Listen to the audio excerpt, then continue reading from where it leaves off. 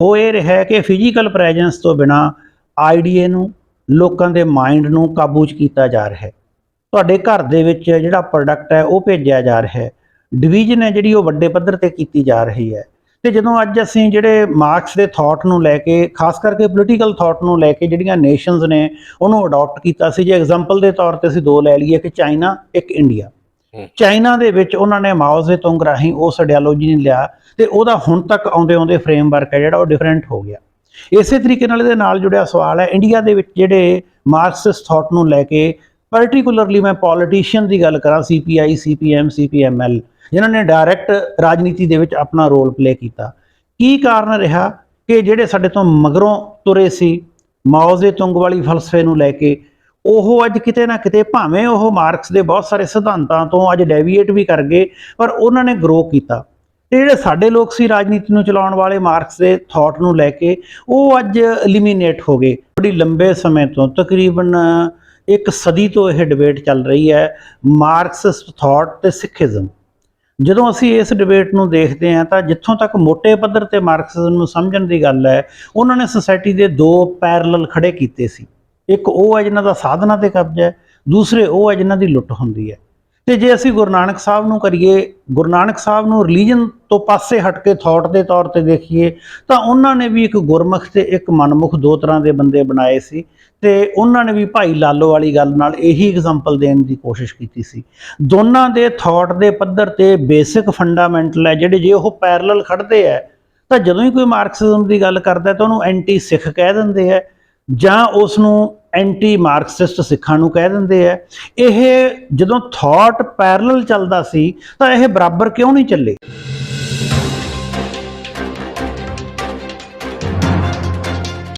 ਸਤਿ ਸ਼੍ਰੀ ਅਕਾਲ ਦੋਸਤੋ, ਅੱਜ ਅਸੀਂ ਡਾਕਟਰ ਕੁਲਦੀਪ ਸਿੰਘ ਹੋਣਾ ਨਾਲ ਗੱਲਬਾਤ ਕਰਾਂਗੇ ਵਿਸ਼ਵ ਦੇ ਪ੍ਰਮੁੱਖ ਚਿੰਤਨ ਸੀਰੀਜ਼ ਦੇ ਅੰਤਰਗਤ ਕਾਰਲ ਮਾਰਕਸ ਬਾਰੇ। ਵਿਸ਼ਵ ਪੱਧਰ ਤੇ ਬਹੁਤ ਥੋੜੇ ਵਿਅਕਤੀ ਇਸ ਕਿਸਮ ਦੇ ਹੋਏ ਹਨ ਜਿਨ੍ਹਾਂ ਨੇ ਵਿਸ਼ਵ ਦੀ ਚੇਤਨਾ ਨੂੰ ਨਾ ਸਿਰਫ ਪ੍ਰਭਾਵਿਤ ਕੀਤਾ, ਨਾਲ ਹੀ ਨਾਲ ਵੱਡੇ ਪੱਧਰ ਤੇ ਉਹਨਾਂ ਨੂੰ ਤਬਦੀਲ ਵੀ ਕੀਤਾ। ਤੇ ਬਹੁਤ ਸਾਰੇ ਲੰਮੇ ਦਹਾਕਿਆਂ ਤੱਕ ਉਹਨਾਂ ਦਾ ਅਸਰ ਕਿਸੇ ਨਾ ਕਿਸੇ ਰੂਪ ਦੇ ਵਿੱਚ ਵਿਚਾਰਧਾਰਾ, ਅਕਾਦਮਿਕਤਾ, ਰਾਜਨੀਤੀ ਅਤੇ ਸਮਾਜ ਦੇ ਹੋਰ ਬਹੁਤ ਸਾਰੇ ਪਾਸਾਰਾਂ ਤੇ ਦੇਖਣ ਨੂੰ ਮਿਲਦਾ ਹੈ। ਜਿਨ੍ਹਾਂ ਦੇ ਅੱਜ ਜਨਮ ਦਿਨ ਦੇ ਉੱਪਰ ਵਿਸ਼ੇਸ਼ ਰੂਪ ਦੇ ਵਿੱਚ ਅਸੀਂ ਗੱਲਬਾਤ ਕਰ ਰਹੇ ਹਾਂ ਡਾਕਟਰ ਕੁਲਦੀਪ ਸਿੰਘ ਹੋਰਾਂ ਨਾਲ। ਅੱਜ ਦੀ ਗੱਲਬਾਤ ਦੇ ਵਿੱਚ ਇਸ ਕਰਕੇ ਕੁਝ ਚੀਜ਼ਾਂ ਮਹੱਤਵਪੂਰਨ ਹੋ ਜਾਂਦੀਆਂ ਕਿ ਅੱਜ ਅਸੀਂ ਸਾਰੇ ਜਾਣਦੇ ਹਾਂ ਕਿ ਕੈਪੀਟਲਿਜ਼ਮ ਦਾ, ਪੂੰਜੀਵਾਦ ਦਾ, ਕਾਰਪੋਰੇਟ ਦਾ ਬੋਲਬਾਲਾ ਹੈ। ਬਹੁਤ ਸਾਰੇ ਵਿਅਕਤੀਆਂ ਨੂੰ ਲੱਗਦਾ ਕਿ ਸ਼ਾਇਦ ਅੱਜ ਦੀ ਸਥਿਤੀ ਦੇ ਵਿੱਚ ਜਿਹੜਾ ਮਾਰਕਸਵਾਦ ਹੈ ਉਹ ਇਰਰੈਲੇਵੈਂਟ ਹੋ ਗਿਆ ਹੈ। ਕੀ ਉਹ ਅੱਜ ਵੀ ਰੈਲੇਵੈਂਟ ਹੈ? ਕਿਹੜੀਆਂ ਪ੍ਰਮੁੱਖ ਗੱਲਾਂ ਸੀ ਜਿਹੜੀਆਂ ਮਾਰਕਸਵਾਦੀ ਚਿੰਤਨ ਨੂੰ ਵਿਸ਼ਵ ਪੱਧਰ ਤੇ ਲੈ ਕੇ ਗਈਆਂ? ਕਿਹੜੇ ਉਹ ਪੱਖ ਸੀ ਜਿਨ੍ਹਾਂ ਨਾਲ ਉਹ ਵਿਦਿਆਰਥੀਆਂ, ਅਧਿਆਪਕਾਂ ਤੇ ਅਕਾਦਮਿਕ ਸ਼ਖਸੀਅਤਾਂ ਤੱਕ ਇੱਕ ਲਹਿਰ ਬਣਿਆ? ਕਿਹੜੇ ਉਹ ਵਿਸ਼ੇਸ਼ ਕਿਸਮ ਦੇ ਹਾਲਾਤ ਸੀ ਜਿਨ੍ਹਾਂ ਦੇ ਵਿੱਚ ਉਹਨਾਂ ਨੇ ਵਿਸ਼ਵ ਨੂੰ ਪ੍ਰਭਾਵਿਤ ਕੀਤਾ? ਇਹ ਸਾਰੇ ਉਹ ਭਖ ਦੇ ਮੁੱਦੇ ਹੈ ਜਿਨ੍ਹਾਂ ਤੇ ਲਗਾਤਾਰ ਬਹਿਸ ਚੱਲਦੀ ਰਹਿੰਦੀ ਹੈ। ਹਰ ਸਮੇਂ ਦੇ ਵਿੱਚ ਬਹਿਸ ਹੈ ਜਿਹੜੀ ਉਹ ਨਵੇਂ ਰੁਖ ਦੇ ਵਿੱਚ ਪ੍ਰਵੇਸ਼ ਕਰ ਜਾਂਦੀ ਹੈ। ਅੱਜ ਅਸੀਂ ਦੇਖਦੇ ਹਾਂ ਕਿ ਅੱਜ ਜਿਸ ਸਥਿਤੀ ਦੇ ਵਿੱਚ ਅਸੀਂ ਖੜੇ ਹੋਏ ਹਾਂ, ਜਦੋਂ ਵਿਸ਼ਵ ਪੱਧਰ ਤੇ ਠੰਡੀ ਜੰਗ ਹੈ ਜਿਹੜੀ, ਉਹ ਅਜੇ ਵੀ ਕਿਸੇ ਨਾ ਕਿਸੇ ਰੂਪ ਦੇ ਵਿੱਚ ਰੂਸ ਅਤੇ ਯੂਕਰੇਨ ਦੀ ਜੰਗ ਦੇ ਵਿੱਚ ਭਖ ਰਹੀ ਹੈ। ਇੱਕ ਪਾਸੇ ਨੂੰ ਹਲੇ ਵੀ ਮਾਰਕਸਵਾਦੀ ਖੇਮਾ ਕਿਹਾ ਜਾਂਦਾ ਹੈ ਜਿਹਦੇ ਵਿੱਚ ਚੀਨ ਤੇ ਰੂਸ ਆ ਜਾਂਦੇ ਹੈ। ਦੂਸਰੇ ਪਾਸੇ ਅਮਰੀਕਾ ਤੇ ਯੂਰਪ, ਉਹਨਾਂ ਨੂੰ ਕਾਰਪੋਰੇਟ ਦਾ ਟੋਲਾ ਕਿਹਾ ਜਾਂਦਾ ਹੈ। ਕੀ ਅੱਜ ਵੀ ਮਾਰਕਸਵਾਦ ਤੇ ਕੈਪੀਟਲਿਜ਼ਮ ਦੀ ਜੰਗ ਉਵੇਂ ਹੀ ਭਖ ਰਹੀ ਹੈ? ਇਹ ਬਹੁਤ ਸਾਰੇ ਸਾਡੇ ਸਾਹਮਣੇ ਸਵਾਲ ਅੱਜ ਵੀ ਖੜੇ ਹੈ। ਇਹਨਾਂ ਬਾਰੇ ਅਸੀਂ ਗੱਲ ਸ਼ੁਰੂ ਕਰਦੇ ਹਾਂ। ਡਾਕਟਰ ਸਾਹਿਬ, ਤੁਹਾਡਾ ਸਵਾਗਤ ਹੈ। ਬਹੁਤ ਡਾਕਟਰ ਸਾਹਿਬ, ਜਿਹੜਾ ਮਾਰਕਸਵਾਦ ਜਾਂ ਮਾਰਕਸਵਾਦੀ ਚਿੰਤਨ ਹੈ, ਸਭ ਤੋਂ ਪਹਿਲਾਂ ਅਸੀਂ ਜਦੋਂ ਗੱਲ ਸ਼ੁਰੂ ਕਰਨੀ ਹੈ ਤਾਂ ਕੁਝ ਨਵੇਂ ਜਿਹੜੇ ਸਾਡੇ ਦਰਸ਼ਕ ਹੈ ਉਹਨਾਂ ਨੂੰ ਇਹ ਦੱਸਣਾ ਵੀ ਜ਼ਰੂਰੀ ਹੈ ਕਿ ਮਾਰਕਸ ਕੌਣ ਸੀ? ਦੇਖੋ, ਮਾਰਕਸ ਦੁਨੀਆ ਦਾ ਉਹ ਚਿੰਤਕ ਆ ਜਿਹਨੇ ਬੇਸਿਕਲੀ ਜਰਮਨ, ਫਰਾਂਸ, ਇੰਗਲੈਂਡ, ਉਹ ਸਾਰੀਆਂ ਧਰਤੀਆਂ 'ਤੇ ਆਪਣਾ ਜੀਵਨ ਬਸਰ ਕੀਤਾ।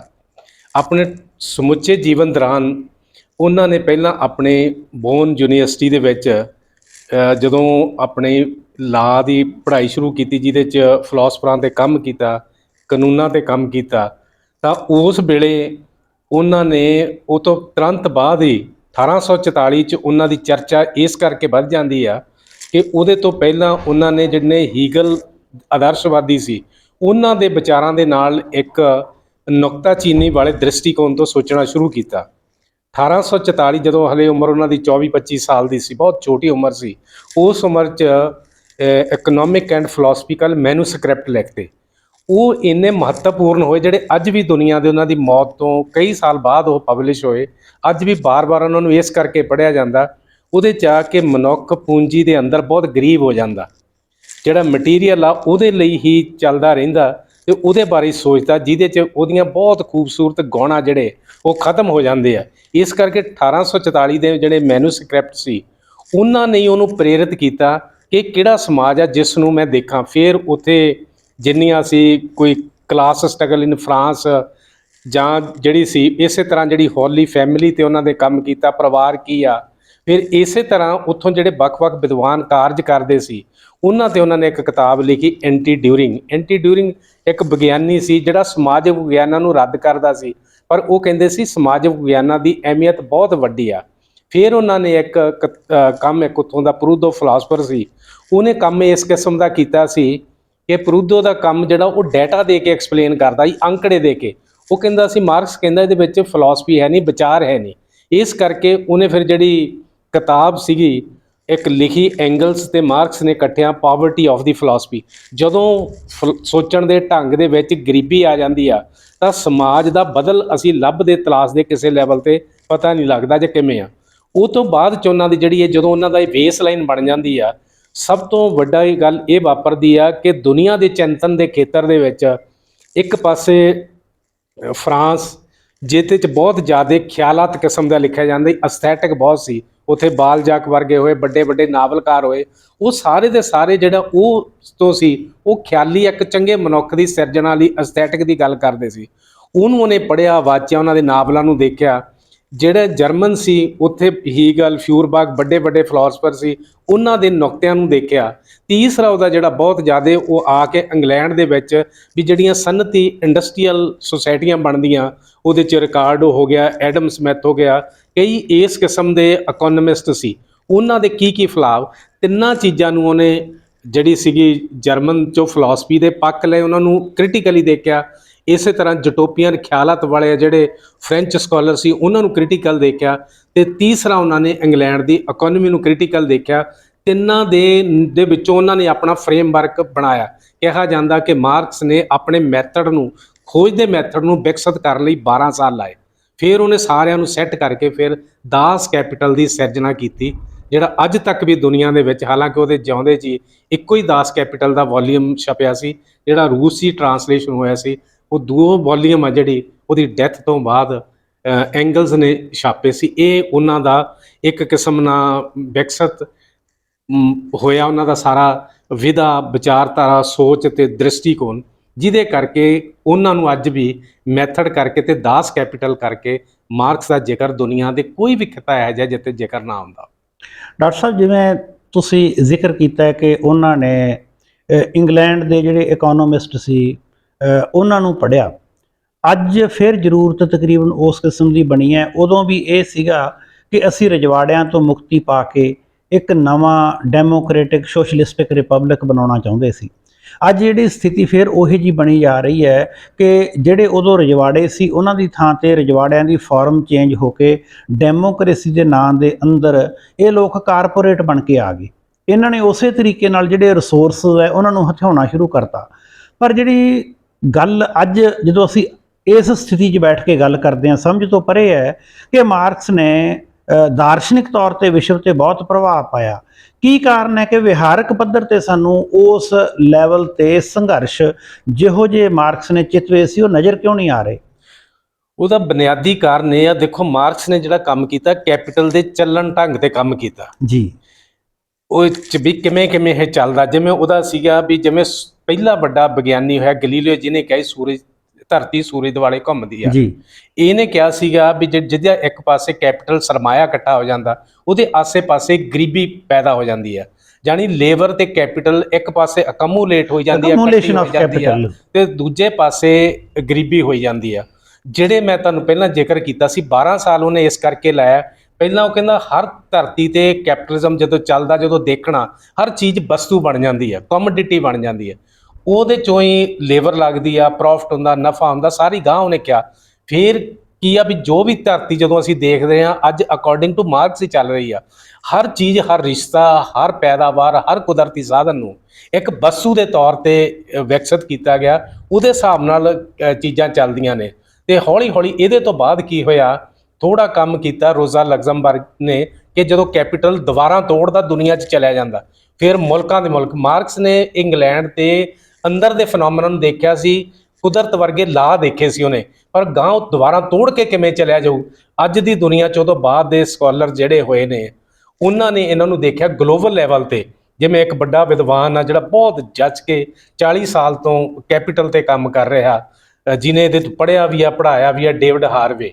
ਉਹ ਕਹਿੰਦਾ ਵੀ ਦੁਨੀਆ ਦੀਆਂ ਦੀਵਾਰਾਂ ਤੋੜ ਕੇ ਹੁਣ ਕੀ ਆ, ਜਿਹੜੇ ਕੁਦਰਤ ਦੇ ਸਰੋਤ ਆ ਉਹਨਾਂ ਨੂੰ ਵੀ ਤਬਾਹ ਕਰਕੇ, ਜਦੋਂ ਅਸੀਂ ਚਾਰੇ ਪਾਸੇ ਬ੍ਰਹਿਮੰਡ ਨੂੰ ਦੇਖਦੇ ਹਾਂ, ਜਿਹੜੀਆਂ ਤਬਾਹੀਆਂ ਹੋ ਰਹੀਆਂ, ਇਹ ਮਨੁੱਖ ਕੁਦਰਤ ਦੇ ਖਿਲਾਫ ਚਲਿਆ ਗਿਆ, ਕੁਦਰਤ ਦੇ ਜਿਹੜੇ ਨੈਚੁਰਲ ਪ੍ਰੋਸੈਸ ਦੇ ਤੌਰ ਤੇ ਚਲਿਆ ਗਿਆ। ਇਸ ਕਰਕੇ ਕੈਪੀਟਲ ਜਿੱਥੇ ਵੀ ਜਾਂਦਾ ਉਹ ਨਫੇ ਲਈ ਜਾਂਦਾ, ਪ੍ਰੋਫਿਟ ਲਈ ਜਾਂਦਾ। ਇਸ ਕਿਸਮ ਦਾ ਵਰਤਾਰਾ ਜਿਹੜਾ ਦੁਨੀਆ ਦੇ ਵਿੱਚ ਵਾਪਰਿਆ। ਉਹਦੇ 'ਚੋਂ ਜਿਹੜਾ ਤੁਸੀਂ ਦੂਸਰਾ ਪੋਲ ਕਿਹਾ ਕਿ ਇਹਦੇ ਬਦਲ ਦੇ ਤੌਰ ਤੇ, ਠੀਕ ਆ, ਉਹ ਮਾਡਲ ਮਾਰਕਸ ਨੇ ਕਦੇ ਨਹੀਂ ਸੀ ਚਿਤਵਿਆ ਕਿ ਪਛੜੇ ਕੰਟਰੀਆਂ ਦੇ ਵਿੱਚ ਲੰਬੇ ਸਮੇਂ ਲਈ ਚੀਜ਼ਾਂ ਖੜ ਜਾਣਗੀਆਂ। ਉਹ ਡਿੱਗ ਪਏ ਹੌਲੀ ਹੌਲੀ। ਕੈਪੀਟਲ ਦਾ ਫਲੋ ਦੁਨੀਆ ਭਰ 'ਚ ਉਸੇ ਰੂਪ 'ਚ ਚਲਿਆ ਗਿਆ।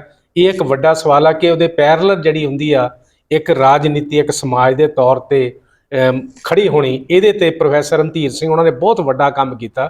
ਉਹਨਾਂ ਦੀ ਕਿਤਾਬ ਆ 1100 page the, crisis of socialism. ਉਹ ਕਹਿੰਦੇ ਮਾਰਕਸ ਦਾ ਅਨਫਿਨਿਸ਼ਡ ਪ੍ਰੋਜੈਕਟ ਸੀ ਵੀ ਕੈਪੀਟਲ ਦੇ ਚੱਲਣ ਦੇ ਨਾਲ ਕਿਹੋ ਜਿਹੀ ਰਾਜਨੀਤੀ ਹੋਊਗੀ। ਇਹ ਬੜਾ ਮਹੱਤਵਪੂਰਨ ਸਵਾਲ ਹੈ ਤੇ ਡਿਟੇਲ ਆਪਾਂ ਗੱਲ ਕਰ ਸਕਦੇ। ਡਾਕਟਰ ਸਾਹਿਬ, ਜਿਹੜੀ ਸੂਚਨਾ ਕ੍ਰਾਂਤੀ ਦਾ ਅੱਜ ਦਾ ਯੁੱਗ ਹੈ ਜਿਹੜਾ ਉਹਨੂੰ ਮੰਨਿਆ ਜਾਂਦਾ ਹੈ, ਕੀ ਆਪਾਂ ਇਹ ਮੰਨੀਏ ਕਿ ਉਸ ਸਮੇਂ ਸ਼ਾਇਦ, ਕਿਉਂਕਿ ਮੈਨੂੰ ਨਹੀਂ ਲੱਗਦਾ ਕਿ ਉਸ ਸਮੇਂ ਇਸ ਦਾ ਕਿਆਸ ਕੀਤਾ ਗਿਆ ਸੀ। ਅੱਜ ਹੋ ਇਹ ਰਿਹਾ ਕਿ ਫਿਜ਼ੀਕਲ ਪ੍ਰੈਜੈਂਸ ਤੋਂ ਬਿਨਾਂ ਆਈਡੀਏ ਨੂੰ, ਲੋਕਾਂ ਦੇ ਮਾਈਂਡ ਨੂੰ ਕਾਬੂ 'ਚ ਕੀਤਾ ਜਾ ਰਿਹਾ ਹੈ। ਤੁਹਾਡੇ ਘਰ ਦੇ ਵਿੱਚ ਜਿਹੜਾ ਪ੍ਰੋਡਕਟ ਹੈ ਉਹ ਭੇਜਿਆ ਜਾ ਰਿਹਾ ਹੈ। ਡਿਵੀਜ਼ਨ ਹੈ ਜਿਹੜੀ ਉਹ ਵੱਡੇ ਪੱਧਰ ਤੇ ਕੀਤੀ ਜਾ ਰਹੀ ਹੈ। ਤੇ ਜਦੋਂ ਅੱਜ ਅਸੀਂ ਜਿਹੜੇ ਮਾਰਕਸ ਦੇ ਥਾਟ ਨੂੰ ਲੈ ਕੇ, ਖਾਸ ਕਰਕੇ ਪੋਲੀਟੀਕਲ ਥਾਟ ਨੂੰ ਲੈ ਕੇ ਜਿਹੜੀਆਂ ਨੇਸ਼ਨਸ ਨੇ ਉਹਨੂੰ ਅਡਾਪਟ ਕੀਤਾ ਸੀ, ਜੇ ਐਗਜ਼ਾਮਪਲ ਦੇ ਤੌਰ ਤੇ ਅਸੀਂ ਦੋ ਲੈ ਲਈਏ ਕਿ ਚਾਈਨਾ, ਇੱਕ ਇੰਡੀਆ। ਚਾਈਨਾ ਦੇ ਵਿੱਚ ਉਹਨਾਂ ਨੇ ਮਾਓ ਜ਼ੇਤੁੰਗ ਰਾਹੀਂ ਉਸ ਆਈਡੀਓਲੋਜੀ ਨੂੰ ਲਿਆ ਤੇ ਉਹਦਾ ਹੁਣ ਤੱਕ ਆਉਂਦੇ ਆਉਂਦੇ ਫਰੇਮਵਰਕ ਹੈ ਜਿਹੜਾ ਉਹ ਡਿਫਰੈਂਟ ਹੋ ਗਿਆ। ਇਸੇ ਤਰੀਕੇ ਨਾਲ ਇਹਦੇ ਨਾਲ ਜੁੜਿਆ ਸਵਾਲ ਹੈ ਇੰਡੀਆ ਦੇ ਵਿੱਚ ਜਿਹੜੇ ਮਾਰਕਸਿਸਟ ਥਾਟ ਨੂੰ ਲੈ ਕੇ, ਪਰਟੀਕੁਲਰਲੀ ਮੈਂ ਪੋਲੀਟੀਸ਼ੀਅਨ ਦੀ ਗੱਲ ਕਰਾਂ, CPI, CPM, CPML, ਜਿਨ੍ਹਾਂ ਨੇ ਡਾਇਰੈਕਟ ਰਾਜਨੀਤੀ ਦੇ ਵਿੱਚ ਆਪਣਾ ਰੋਲ ਪਲੇ ਕੀਤਾ। ਕੀ ਕਾਰਨ ਰਿਹਾ ਕਿ ਜਿਹੜੇ ਸਾਡੇ ਤੋਂ ਮਗਰੋਂ ਤੁਰੇ ਸੀ ਮਾਓ ਜ਼ੇਤੁੰਗ ਵਾਲੀ ਫਲਸਫੇ ਨੂੰ ਲੈ ਕੇ, ਉਹ ਅੱਜ ਕਿਤੇ ਨਾ ਕਿਤੇ, ਭਾਵੇਂ ਉਹ ਮਾਰਕਸ ਦੇ ਬਹੁਤ ਸਾਰੇ ਸਿਧਾਂਤਾਂ ਤੋਂ ਅੱਜ ਡੈਵੀਏਟ ਵੀ ਕਰ ਗਏ, ਪਰ ਉਹਨਾਂ ਨੇ ਗਰੋ ਕੀਤਾ। ਤੇ ਜਿਹੜੇ ਸਾਡੇ ਲੋਕ ਸੀ ਰਾਜਨੀਤੀ ਨੂੰ ਚਲਾਉਣ ਵਾਲੇ ਮਾਰਕਸ ਦੇ ਥਾਟ ਨੂੰ ਲੈ ਕੇ, ਉਹ ਅੱਜ ਐਲੀਮੀਨੇਟ ਹੋ ਗਏ। ਲਾਸਟ ਕਿਲਾ ਉਹਨਾਂ ਦਾ ਜੋਤੀ ਬਾਸੂ ਦੇ ਰੂਪ ਦੇ ਵਿੱਚ ਜੇ ਬੰਗਾਲ 'ਚ ਦੇਖੀਏ ਉਹ ਵੀ ਨਹੀਂ ਰਿਹਾ। ਇਹਨਾਂ ਦੋਵੇਂ ਫਨੋਮਨੇ ਨੂੰ ਤੁਸੀਂ ਕਿਵੇਂ ਦੇਖਦੇ ਹੋ? ਦੇਖੋ, ਵੱਡਾ ਫਨੋਮਨਾ ਇਹ ਆ ਕਿ ਜਿਸ ਕਿਸਮ ਦਾ ਮਾਰਕਸਿਜ਼ਮ ਸਾਡੇ ਇੱਥੇ ਪਣਪਿਆ, ਵਿਕਸਿਤ ਹੋਇਆ ਜੀ, ਉਹ ਅਸੀਂ ਨਿਰਭਰਤਾ ਵਾਲਾ ਸੀ। ਚਾਹੇ ਰੂਸ ਤੋਂ ਸੀ, ਚਾਹੇ ਚੀਨ ਦਾ ਮਾਡਲ ਅਸੀਂ ਕਰਦੇ ਸੀ। ਜਿਹੜਾ ਸਾਡੀ ਸੁਸਾਇਟੀ ਦਾ ਡਾਇਨਾਮਿਕਸ, ਮਾਰਕਸ ਨੇ ਕਿਤੇ ਨਹੀਂ ਰਿਹਾ ਵੀ ਤੁਸੀਂ ਬਾਹਰੋਂ। ਉਹ ਕਹਿੰਦਾ ਤੁਸੀਂ ਆਪਣੇ ਸਮਾਜਾਂ ਨੂੰ ਦੇਖੋਗੇ, ਸਾਰੀ ਦੁਨੀਆ ਦੇ ਖਿੱਤਿਆਂ ਦੀਆਂ ਵੇਰੀਏਸ਼ਨਸ ਆ। ਉਹਦੀ ਇੱਕ ਲਾਈਨ ਆ ਕਿ ਕਲਚਰਲ, ਰਿਲੀਜੀਅਸ, ਧਾਰਮਿਕ ਆਇਡੈਂਟੀਟੀਜ਼, ਬਹੁਤ ਵੇਰੀਏਸ਼ਨ ਚੱਲਦੀਆਂ ਨੇ, ਪਰ ਉਹਦੇ 'ਚ ਇਕਨੋਮਿਕ ਫੈਕਟਰ ਬੜਾ ਇੰਪੋਰਟੈਂਟ ਆ। ਜੇ ਮਾਰਕਸ ਨੇ ਦੇ ਮੈਥਡ, ਕਾਰਲ ਮਾਰਕਸ ਦਾ ਇੱਕ ਢੰਗ ਆ ਉਹ ਦੁਨੀਆ ਨੂੰ ਦੇਖਣ ਲਈ ਵੀ ਕੈਪੀਟਲ ਦਾ ਫਲੋ ਕਿਵੇਂ ਆ, ਕਿਹੜੇ ਮੁਲਕਾਂ 'ਚ ਕਿਵੇਂ ਹੋ ਰਿਹਾ। ਇਸੇ ਕਿਸਮ ਦਾ ਜਦੋਂ ਸਾਡੇ ਇੱਥੇ ਫੇਲ ਹੁੰਦੇ ਆ, ਪੈਰਲਲੀ ਲਤੀਨੀ ਅਮਰੀਕਾ ਦੇ ਮੁਲਕ ਨੇ, ਉਹਨਾਂ ਮੁਲਕਾਂ ਦੇ ਵਿੱਚ ਬਹੁਤ ਇਨਕਲਾਬ ਇਸ ਕਰਕੇ ਹੋ ਜਾਂਦੇ ਆ, ਚਾਹੇ ਕਿਊਬਾ, ਚਾਹੇ ਬਲੀਵੀਆ, ਚਾਹੇ ਵੈਨਜ਼ੂਲਾ। ਉਹਨਾਂ ਨੇ ਆਪਣੇ ਸਮਾਜ ਨੂੰ ਦੇਖ ਕੇ ਉੱਥੋਂ ਦੇ ਹਾਲਾਤਾਂ ਦੇ ਮੁਤਾਬਕ ਚੀਜ਼ਾਂ ਨੂੰ ਲਾਗੂ ਕੀਤਾ। ਜਿਵੇਂ ਰੂਸ ਦੇ ਵਿੱਚ ਲੈਨਨ ਨੇ ਆਪਣੇ ਮੁਲਕ ਦੇ ਮੁਤਾਬਕ ਕੀਤਾ, ਮਾਓ ਨੇ ਆਪਣੇ ਬੈਕਵਰਡ ਕੰਟਰੀ ਦੇ ਮੁਤਾਬਕ ਕੀਤਾ। ਸਾਡੀ ਵੱਡੀ ਫੇਲਰ ਦਾ ਕਾਰਨ ਇਹ ਆ ਕਿ ਅਸੀਂ ਬਾਹਰੋਂ ਕਿਸੇ ਚੀਜ਼ਾਂ ਨੂੰ ਲਿਆਂਦਾ, ਅੰਦਰੂਨੀ ਉਹਨਾਂ ਟੂਲਸ ਉਹੀ ਹੁੰਦੇ ਨੇ, ਸੰਦ ਇਹੀ ਹੁੰਦੇ ਨੇ, ਉਹਨਾਂ ਨੂੰ ਕਿਵੇਂ ਦੇਖਣਾ। ਹੁਣ ਤਾਂ ਦੁਨੀਆ 'ਚ ਵੱਡੇ ਬੰਦੇ ਜਿਹੜੇ ਮਾਰਕਸਿਜ਼ਮ ਤੇ ਕੰਮ ਕਰਦੇ ਨੇ, ਉਹਨਾਂ ਦਾ ਵੀ, ਕਿਉਂਕਿ ਕੈਪੀਟਲ ਦੇ ਉੱਪਰ, ਜਿਵੇਂ ਤੁਸੀਂ ਇਨਫੋਰਮੇਸ਼ਨ ਵਾਲਾ ਕਿਹਾ, ਉਹ ਕੈਪੀਟਲ ਤੇ ਕੰਮ ਕਰਦਾ ਵੀ ਪੈਦਾਵਾਰ ਕਿਵੇਂ ਚੱਲੂ, ਉਹਦੇ ਰਿਸ਼ਤੇ ਕੀ ਹੋਣਗੇ।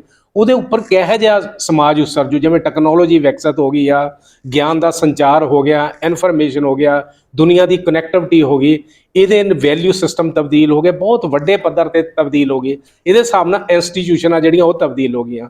ਬੁਨਿਆਦ ਇਹੀ ਆ, ਅੱਜ ਵੀ ਮਾਰਕਸ ਦੀ ਰੈਲੇਵੈਂਸ ਇਸ ਕਰਕੇ ਆ, ਉਹ ਕਹਿੰਦਾ ਵੀ ਹਰ ਚੀਜ਼ 'ਚ ਜੋ ਤੁਸੀਂ ਇਨਫੋਰਮੇਸ਼ਨ ਨੂੰ ਦੇਖੋਗੇ, ਟੈਕਨੋਲੋਜੀ ਨੂੰ ਵੀ ਦੇਖੋਗੇ, ਉਹਦੇ 'ਚ ਰਿਸ਼ਤੇ ਜਿਹੜੇ ਆ ਉਹ ਕਮੋਡਿਟੀ ਵਾਲੀ ਆ, ਜਿੰਸ ਵਾਲੀ ਆ, ਵਟਾਂਦਰੇ ਵਾਲੀ ਆ, ਨਫੇ ਵਾਲੀ ਆ, ਚਾਹੇ ਟੈਕਨੋਲੋਜੀ ਦਾ ਖੇਤਰ ਹੋਵੇ, ਜਿਹੜਾ ਵੀ ਹੋਵੇ। ਇਸ ਕਰਕੇ ਦੁਨੀਆ ਬਦਲੀ ਆ। ਉਹਨੂੰ ਮਾਰਕਸ ਵੀ ਚਿੱਤਦਾ ਸੀ ਵੀ ਜਿਉਂ-ਜਿਉਂ ਲੇਬਰ 'ਚ ਕੰਮ ਕਰਨ ਵਾਲੇ ਲੋਕ, ਉਹਨਾਂ ਦਾ ਇੰਟੈਲੈਕਟ ਵੱਧਦਾ ਜਾਊ, ਵਿਕਾਸ ਕਰਦਾ ਜਾਊਗਾ, ਉਸ ਦੇ ਹਿਸਾਬ ਨਾਲ ਦੁਨੀਆ ਵੀ ਤਬਦੀਲ ਹੋਈ। ਜਿਹੜੀ ਮੈਂ ਪਹਿਲਾਂ ਡਾਕਟਰ ਸਾਹਿਬ ਕਿਹਾ ਸੀ ਵੀ 1844 ਦੇ ਜਿਹੜੇ ਮੈਨੂਸਕ੍ਰਿਪਟ ਸੀ, ਉਹਦੇ 'ਚ ਵੱਡੀ ਗੱਲ ਸੀ, ਕਹਿੰਦਾ ਵੀ ਮੇਰਾ ਪ੍ਰੋਜੈਕਟ ਆ ਜਿਹੜਾ ਉਹ ਇਹ ਆ ਕਿ ਮੈਂ ਇੱਕ ਐਨਲਾਈਟਨ ਇਨਸਾਨ ਪੈਦਾ ਕਰਨਾ, ਜਿਹਦੇ ਆਧਾਰ ਤੇ ਸਾਰਿਆਂ 'ਚ ਇਕੁਅਲ ਡਿਸਟ੍ਰੀਬਿਊਸ਼ਨ ਹੋਵੇ। ਬੰਦੇ ਦੀਆਂ ਖੂਬਸੂਰਤਾਂ, ਜਿਹਦੇ ਕਹਿੰਦਾ ਜੀ ਕਿ ਸਾਰੀਆਂ ਦੀਆਂ ਸਾਰੀਆਂ ਬਾਹਰ ਆ ਜਾਣ। ਜੇ ਉਹ ਖੂਬਸੂਰਤੀਆਂ ਬਾਹਰ ਨਹੀਂ ਆਉਂਦੀਆਂ ਤਾਂ ਬੰਦਾ ਗਰੀਬ ਹੀ ਹੋ।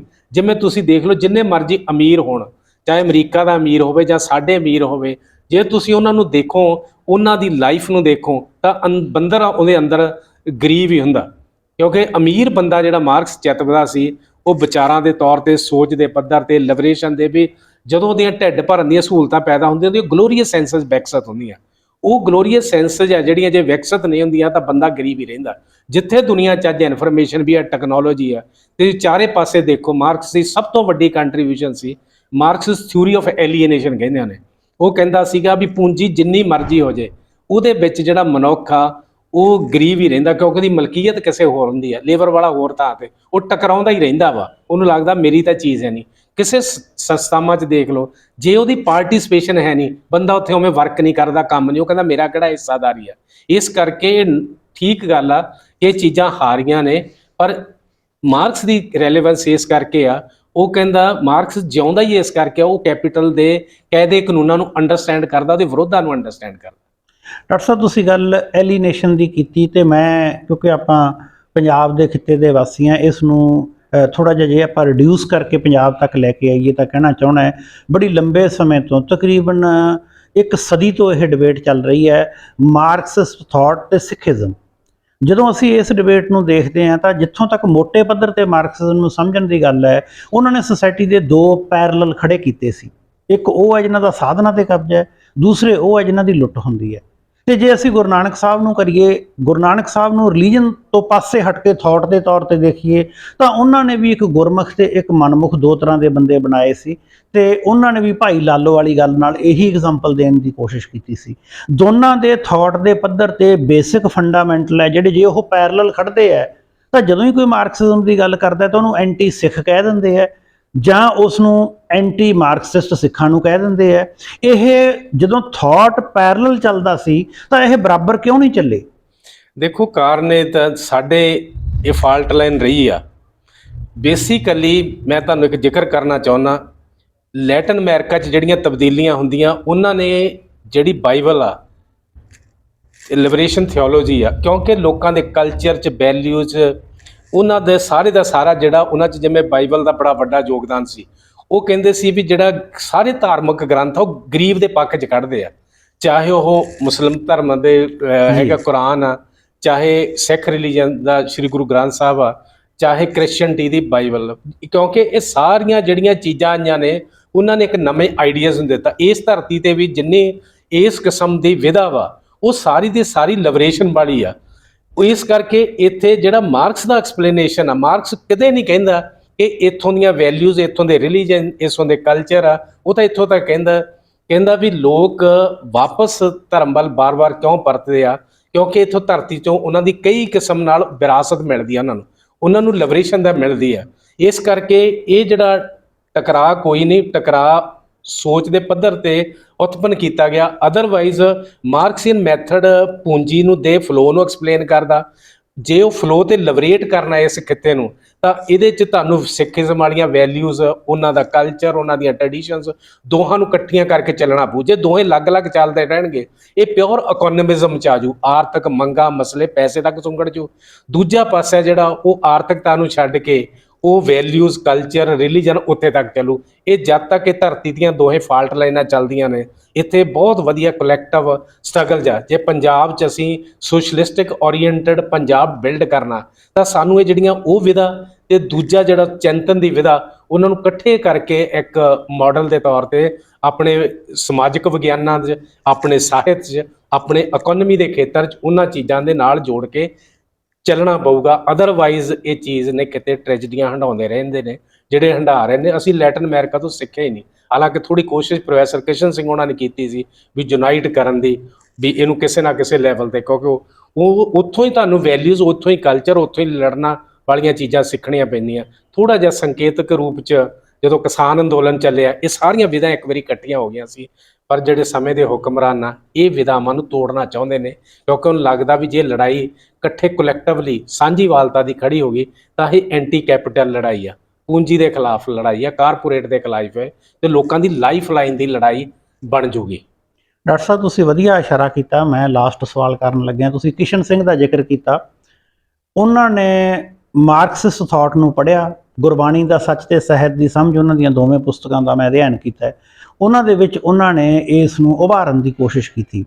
ਜਿਹੜਾ ਮੇਰਾ ਕੰਸਰਨ ਫਿਰ ਉਸੇ ਜਗ੍ਹਾ ਵੱਲ ਨੂੰ ਆਉਂਦਾ ਹੈ ਕਿ ਜਿਹੜੇ ਮਾਰਕਸ ਦੇ ਥਾਟ ਨੂੰ ਲੈ ਕੇ ਵਿਦਿਆਰਥੀਆਂ ਦੇ ਵਿੱਚ ਚੇਤਨਾ ਦੀਆਂ ਲਹਿਰਾਂ ਚੱਲੀਆਂ, ਉਹਦੇ ਵਿੱਚੋਂ ਸ਼ਹੀਦ ਭਗਤ ਸਿੰਘ ਨੂੰ ਵੀ ਉਸੇ ਵਿਚਾਰ ਨਾਲ ਜੋੜ ਕੇ ਦੇਖਿਆ ਜਾ ਸਕਦਾ ਹੈ ਕਿ ਉਹਨਾਂ ਨੇ ਵੀ ਉਸ ਥਾਟ ਨੂੰ ਪੜ੍ਹਿਆ, ਲਿਬਰੇਸ਼ਨ ਨੂੰ ਉਹ ਲੈ ਕੇ ਚੱਲੇ। ਤੇ ਹੁਣ ਵੀ ਬਹੁਤ ਸਾਰੀਆਂ ਵਿਦਿਆਰਥੀ ਜਥੇਬੰਦੀਆਂ, ਜਿਨ੍ਹਾਂ 'ਚੋਂ ਵਿਸ਼ੇਸ਼ ਤੌਰ ਤੇ ਖੱਬੇ ਪੱਖੀਆਂ ਨੂੰ ਜਵਾਹਰ ਲਾਲ ਨਹਿਰੂ ਯੂਨੀਵਰਸਿਟੀ ਨਾਲ ਜੋੜ ਦਿੱਤਾ ਜਾਂਦਾ ਹੈ, ਜਾਂ ਕਿਤੇ ਵੀ ਕੋਈ ਸਟਰਗਲ ਹੋਵੇ ਉੱਥੇ ਇੱਕ ਟਰਮ ਵਰਤੀ ਜਾਂਦੀ ਹੈ ਕਿ ਕਾਮਰੇਡ ਉਸ ਸਟਰਗਲ ਦਾ ਹਿੱਸਾ ਬਣ ਗਏ। ਮਤਲਬ ਜਿਹੜੀ ਚੇਤਨਾ ਦੀ ਲਹਿਰ ਹੈ, ਸਮਾਜ ਦੇ ਦਬੇ ਕੁਚਲਿਆਂ ਦੀ ਆਵਾਜ਼ ਨੂੰ ਬੁਲੰਦ ਕਰਨ ਵਾਲੀ ਲਹਿਰ ਹੈ, ਉਹਨੂੰ ਹਲੇ ਵੀ ਮਾਰਕਸਵਾਦੀ ਲਹਿਰ ਦੀ ਬੈਕ ਵਾਲੀ ਲਹਿਰ ਹੀ ਮੰਨਿਆ ਜਾਂਦਾ ਹੈ। ਕੀ ਕਾਰਨ ਰਿਹਾ ਕਿ ਗੁਰੂ ਨਾਨਕ ਸਾਹਿਬ ਦੇ ਰਾਹੀਂ ਜਿਹੜੀ ਸਟੂਡੈਂਟ ਚੇਤਨਾ ਵਾਲੀ ਲਹਿਰ ਪੈਦਾ ਹੋਈ, ਜਿਨ੍ਹਾਂ ਨੂੰ ਅਸੀਂ ਸਿੱਖ ਸਟੂਡੈਂਟ ਫੈਡਰੇਸ਼ਨ ਕਹਿੰਦੇ ਆ, ਉਹਨਾਂ ਨੇ ਥਾਟ ਦੀ ਬਜਾਏ ਅਧਿਆਤਮ ਨੂੰ ਆਧਾਰ ਬਣਾ ਕੇ ਉਹ ਚੱਲੇ? ਕਿਤੇ ਇਹ ਤਾਂ ਨਹੀਂ ਹੋਇਆ ਕਿ ਉਹਨਾਂ ਨੇ ਸਾਡੇ ਥਾਟ ਨੂੰ ਸਹੀ ਰੂਪ ਵਿੱਚ ਸਮਝ ਕੇ ਗੁਰੂ ਨਾਨਕ ਦੇਵ ਜੀ ਦੇ ਥਾਟ ਨੂੰ ਪੋਲੀਟੀਕਲ ਥਾਟ ਦੇ ਤੌਰ ਤੇ ਉਸਾਰਨ ਦੀ ਕੋਸ਼ਿਸ਼ ਨਹੀਂ ਕੀਤੀ ਜਿਵੇਂ ਮਾਰਕਸ ਦਾ ਹੋਇਆ? ਇਹਦੇ ਬਾਰੇ ਤੁਸੀਂ ਕੀ ਟਿੱਪਣੀ ਕਰੋਗੇ? ਦੇਖੋ, ਕਾਰਨ ਇਹ ਆ ਵੀ ਜਿਸ ਕਿਸਮ ਦੀਆਂ ਇਹਦੇ 'ਚ ਥੋੜ੍ਹੀ ਜਿਹੜਾ ਫਾਲਟ ਲਾਈਨ ਇਹ ਆ, ਬੇਸਿਕਲੀ ਲਹਿਰਾਂ ਵਿਦਿਆਰਥੀਆਂ ਦੀਆਂ ਖੜੀਆਂ ਹੁੰਦੀਆਂ ਨੇ, ਉਹਨਾਂ ਦੇ ਆਪਣੇ ਮਸਲੇ ਤੋਂ ਲੈ ਕੇ ਰਾਜਨੀਤੀ ਵੱਲ ਚੱਲਦੀਆਂ। ਇਹਦੇ 'ਚ ਜਿਹੜੀ ਦੋਹਾਂ ਧਿਰਾਵਾਂ ਦੀ, ਚਾਹੇ ਉਹ ਕਿੰਨੀਆਂ ਵੀ ਯੂਨੀਅਨ ਹੋਣ, ਪਰ ਇੱਕ ਜੇ ਉਹਨਾਂ ਦੇ ਅੰਦਰ ਚਿੰਤਨ ਦੀ ਭਾਵਨਾ ਇਸ ਕਿਸਮ ਦੀ, ਇੱਕ ਤਾਂ ਸਟਰਗਲ ਤੱਕ ਜੇ ਸੀਮਿਤ ਰਹਿੰਦੇ ਆ, ਫਿਰ ਉਹ ਗਾਂਹ ਵਿਕਸਿਤ ਨਹੀਂ ਕਰਦੀਆਂ। ਉਹ ਸੰਘਰਸ਼ ਕਰਦੇ ਨੇ ਥੋੜ੍ਹੇ ਬਹੁਤੇ ਮੰਗਾ ਮਸਲੇ, ਜੇ ਉਹਨਾਂ 'ਚੋਂ ਵਿਧਾਵਾਂ ਪੈਦਾ ਹੁੰਦੀਆਂ ਨੇ। ਜਿਵੇਂ ਜਦੋਂ ਅਸੀਂ ਮਾਰਕਸ ਨੂੰ ਪੜ੍ਹਦੇ ਹਾਂ, ਉਹ ਹੀਗਲ ਨਾਲ ਵੀ ਬਹਿਸ ਕਰਦੇ ਸੀ, ਉਹ ਜਿਹੜੇ ਹੋਲੀ ਫੈਮਿਲੀ ਤੇ ਵੀ ਲਿਖਦੇ ਆ, ਉਹਨਾਂ ਨੇ ਔਨ ਰਿਲੀਜਨ ਵੀ ਕੀਤਾ, ਤੇ ਦੂਜਿਆਂ ਸਾਰੀਆਂ ਦੀਆਂ ਪਰੰਪਰਾਵਾਂ ਨੂੰ ਪੜ੍ਹਦੇ ਸੀ। ਅਸੀਂ ਜਿਹੜੀਆਂ ਦੋਹੇ ਧਿਰਾਵਾਂ ਨੇ, ਜਿਹੜੇ ਸਿੱਖ ਟ੍ਰੈਡੀਸ਼ਨ ਚਾਹੁੰਦੇ ਆ, ਉਹ ਉਹਨੂੰ ਕਿਸ ਰੂਪ 'ਚ ਇੱਕ ਚਿੰਤਨ ਦੀ ਪ੍ਰਣਾਲੀ ਨੂੰ ਰਹਿੰਦੇ ਆ। ਜਿਹੜੇ ਮਾਰਕਸੀ ਚਿੰਤਨ ਚਾਹੁੰਦੇ ਨੇ, ਉਹ ਸਿੱਖ ਫਲਸਫੇ ਨੂੰ ਕਿਵੇਂ ਲੈਂਦੇ ਆ। ਜਦ ਤੱਕ ਅਸੀਂ ਉਹਨਾਂ ਨੂੰ ਇਸ ਡਿਸਕੋਰਸ ਦੇ ਨਾਲ ਆਪਣੀ ਬੌਧਿਕਤਾ ਦੇ ਤੌਰ ਤੇ ਵਿਕਸਿਤ ਨਹੀਂ ਕਰਾਂਗੇ। ਮੈਂ ਡਾਕਟਰ ਸਾਹਿਬ ਇਹ ਕਹਿਣਾ ਚਾਹੁੰਦਾ ਕਿ ਮਾਰਕਸੀ ਚਿੰਤਨ ਦਾ ਇੱਕ ਮੈਥਡ ਆ, ਵਿਧੀ ਆ, ਉਹ ਕਿਸੇ ਪਾਰਟੀ ਨਾਲ ਜੁੜ ਕੇ ਨਹੀਂ। ਜਦੋਂ ਇਹਦੇ ਅੰਦਰ ਵੀ ਬਹੁਤ ਡਿਸਟੋਰਸ਼ਨਸ ਨੇ, ਇਹਦੇ ਕਈ ਇਸ ਕਿਸਮ ਦੇ ਆ ਜਿਹੜੇ ਮਾਰਕਸ ਤਾਂਹੀਓ ਵਾਰ-ਵਾਰ ਕਹਿੰਦਾ ਵੀ ਜੇ ਮੈਨੂੰ ਹੋ ਸਕਦਾ ਵੀ ਠੀਕ ਢੰਗ ਨਾਲ ਇੰਟਰਪ੍ਰੀਟ, ਉਹ ਇੱਕ ਮੈਥਡ ਆ, ਵਿਧੀ ਅੰਡਰਸਟੈਂਡ ਕਰਨ ਦਾ। ਇਸ ਕਰਕੇ ਉਹ ਸਮਾਜਿਕ ਵਿਗਿਆਨਾਂ ਤੇ ਵੀ ਲਾਗੂ ਹੁੰਦਾ, ਕਲਚਰ ਨੂੰ ਵੀ ਦੇਖਣ ਦਾ ਵੀ ਹੁੰਦਾ। ਜਿਵੇਂ ਅੱਜ ਦੇ ਦੌਰ 'ਚ ਮਾਰਕਸ ਦੀ ਇਸ ਕਰਕੇ ਸਾਰਥਕਤਾ ਵੱਧ ਗਈ, ਉਹ ਪੂੰਜੀ ਦੇ ਚੱਲਣ ਢੰਗਾਂ ਦੇ ਕਾਇਦੇ ਕਾਨੂੰਨਾਂ ਨੂੰ ਅੰਡਰਸਟੈਂਡ ਕਰਨ ਵਾਸਤੇ ਤੇ ਸਮਝਣ ਵਾਸਤੇ ਖੋਜ ਦੇ ਖੇਤਰ 'ਚ ਸਾਨੂੰ ਮਾਰਕਸ ਵੱਲ ਜਾਣਾ ਪੈਂਦਾ। ਜੇ ਤੁਸੀਂ ਪੰਜਾਬੀ ਸੁਸਾਇਟੀ ਦੀ ਇਹਦੀ ਜਾਤ ਦਾ ਤਾਣਾ ਬਾਣਾ, ਇਹਦੀਆਂ ਕਦਰਾਂ ਕੀਮਤਾਂ, ਇਹਦੀਆਂ ਵੈਲਿਊਜ਼ ਨੂੰ ਅੰਡਰਸਟੈਂਡ ਕਰਨਾ, ਤਾਂ ਤੁਹਾਨੂੰ ਤੁਹਾਡੇ ਇੱਥੋਂ ਦਾ ਜਿਹੜਾ ਵਿਰਸਾ ਵਾ, ਚਾਹੇ ਉਹ ਰਿਲੀਜਨ ਦੇ ਰੂਪ 'ਚ ਵਿਰਸਾ, ਚਾਹੇ ਕਲਚਰ ਦੇ ਰੂਪ ਵਿੱਚ ਵਿਰਸਾ, ਚਾਹੇ ਭਾਸ਼ਾ ਦੇ ਰੂਪ ਵਿੱਚ ਵਿਰਸਾ, ਉਹਦੇ ਨਾਲ ਜੋੜਨਾ ਪਊ। ਇਸ ਕਿਸਮ ਦੀ ਜੇ ਅਸੀਂ ਹੋਲਿਸਟਿਕ, ਜਦੋਂ ਮਾਰਕਸ ਨੂੰ ਵੱਡਾ ਚਿੰਤਕ ਇਸ ਕਰਕੇ ਗਿਣਿਆ ਜਾਂਦਾ, ਉਹਦੇ ਸਾਰੇ ਕਨੈਕਸ਼ਨ ਆ। ਉਹ ਦੇਖਦਾ ਸੀਗਾ ਵੀ ਜਿਹੜੀ ਜਰਮਨ ਦੀ ਫਿਲਾਸਫੀ ਆ, ਉਹਦੇ ਵਿੱਚ ਕੀ ਕੀ ਡਰਾਬੈਕ ਨੇ, ਕਿਹੜੇ ਕਿਹੜੇ ਨੁਕਸ ਨੇ, ਉਹਦੇ 'ਚੋਂ ਆਪਦਾ ਵਿਧਨ ਸੋਚਣ ਦਾ। ਇਸੇ ਤਰ੍ਹਾਂ ਉਹ ਖਿਆਲਾਤ ਵਾਲੀ ਜਿਹੜੀ ਜਰਮਨ ਦੀ ਫਰਾਂਸ ਦੀ ਫਿਲਾਸਫੀ ਸੀ, ਉਹਦਾ ਕ੍ਰਿਟਿਸਿਜ਼ਮ ਕਰਦਾ। ਉਹ ਇਕੋਨੋਮਿਸਟਾਂ ਦਾ ਇਸ ਕਰਕੇ ਕ੍ਰਿਟਿਸਿਜ਼ਮ ਕਰਦਾ, ਚਾਹੇ ਉਹ ਰਿਕਾਰਡੋ ਆ, ਚਾਹੇ ਐਡਮ ਸਮਿਥ ਆ। ਉਹ ਕਹਿੰਦਾ ਵੀ ਇਹਨਾਂ ਦੇ ਕੇਂਦਰੀ ਚੀਜ਼ ਆ ਜਿਹੜਾ ਪੈਦਾ ਹੋਣਾ, ਕਮੋਡਿਟੀ ਬਣ ਜਾਂਦੀ ਹੈ, ਬੰਦਾ ਵਸਤੂ ਬਣ ਜਾਂਦਾ।